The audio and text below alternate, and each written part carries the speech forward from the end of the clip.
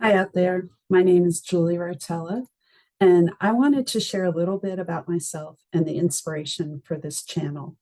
I've been a licensed clinical social worker for 29 years, and I'm certified in mindfulness and well-being specialization through Rice University. I also hold a certification in postgraduate trauma treatment awarded by the University of Tennessee College of Social Work. I have worked in and around the child welfare system for well over 30 years, including settings in the hospital, school system, in-office therapy, and in-home therapy. I know up close and personal about secondary trauma and chronic stress and the impact it can have on your life. Over the last several years, I've begun a journey in mindfulness. Part of me wants to say, I wish I had started this journey much sooner in my personal life and in my career. I know that is faulty thinking. It is really more about being thankful I'm on that path now and giving gratitude for what I have learned. Given that, I want to share my understanding of mindfulness practice with frontline responders such as yourself, being one myself. Those who respond to the call. I know what it's like to engage in service to others and to constantly be giving, giving, giving, to the point you begin to feel guilty, even thinking about putting yourself first or focusing on your own needs. I know the toll it takes on your mind, body, and spirit. The late nights, early mornings, sacrifices to yourself and to your family. I understand how we can fool ourselves into believing if we just bury the thoughts and feelings, they will go away, disappear. The problem is they never really go away or disappear. They seep through and bubble up in the most harmful and destructive ways, usually at the most unexpected times. There is hope. There is a way to let go and release the pain, the stress, and the trauma so we can move to a place of calm, peace, and balance while still being able to serve.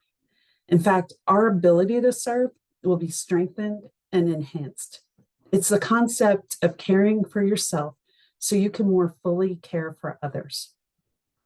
We all know about the oxygen mask when it drops on the plane.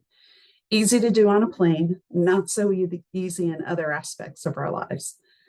I've even heard multiple child welfare workers say they would not put their own mask on first.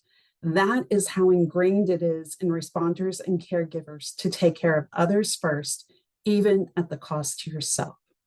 It is important for us to begin to change this script, this narrative, and recognize we cannot care for or serve others effectively when we do not care for ourselves.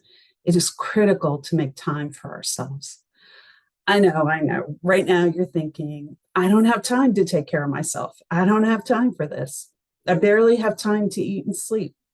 Let's be real. How many nights do we not even have time to sleep?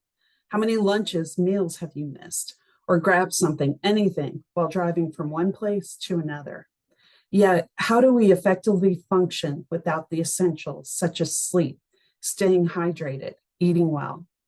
I believe mindfulness is just as critical to our health and well-being as these other important factors.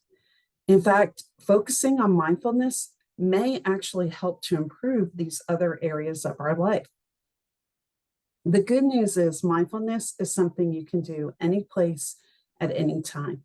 It can be as simple as taking a deep breath, being fully focused when you're in a meeting or with a client, or paying close attention and actively listening when talking with your spouse, partner, friend. Just think about how freeing and liberating that sounds to be fully present and fully aware with no competing distractions. As we build our mindfulness skills, we can devote 1 minute, 5 minutes, 15 minutes, or longer, whatever feels most comfortable to you and fits your day. Studies have shown a few minutes of mindfulness spread throughout your day can be more effective and impactful to your brain than devoting 1 to 2 hours to sitting. And really, who has that kind of time, right? More is not always better. So now maybe you're thinking, I cannot sit cross-legged on the floor or keep my mind blank for even 1 minute. That's great, because that's not what mindfulness is about. It's about finding a comfortable position for you and allowing yourself to be fully aware and present in the moment, taking a break from all of the distractions around you, as well as the noise in your head, allowing yourself to reflect inward. When thoughts come up or your mind wanders, that's okay. That's what the brain is built to do. It is the recognizing of these thoughts and allowing them to pass that actually strengthens our mindfulness. It is in returning to the practice that mindfulness exists.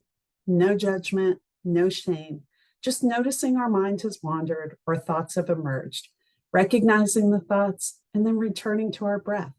That's mindfulness. I believe there are three necessary components to mindfulness. Now, others may group these a little differently, but this is what is true for me: compassion and self-compassion, loving kindness, and forgiveness. We will explore these concepts through our practice together. We will not really delve into neuroscience or the technical, physiological impact of mindfulness. There's already a great deal of really good information out there on those topics.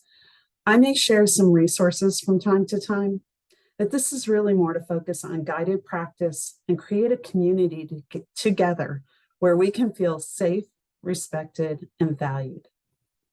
We know a consistent and regular practice in mindfulness leads to resiliency, which allows us to adapt in the face of adversity, trauma, threats, and significant stress, something we know well in the work we do to serve and care for others.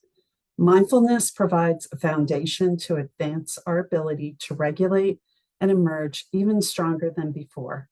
It is a way to connect, refresh, and recharge. Again, mindfulness is simply being fully present and fully aware. Not always easy to do in the face of competing priorities. Take this time to care for yourself so you are better able to serve and care for others. Together, we will let go of the past, let go of the future and what may or may not exist there, and dare to live in the present together. Peace.